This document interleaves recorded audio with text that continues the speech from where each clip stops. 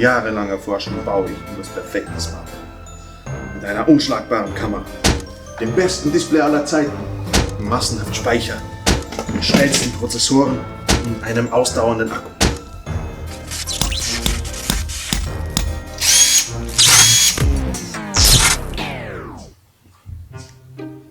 Das sieht aber nicht so aus, wie ich mir das erwartet habe.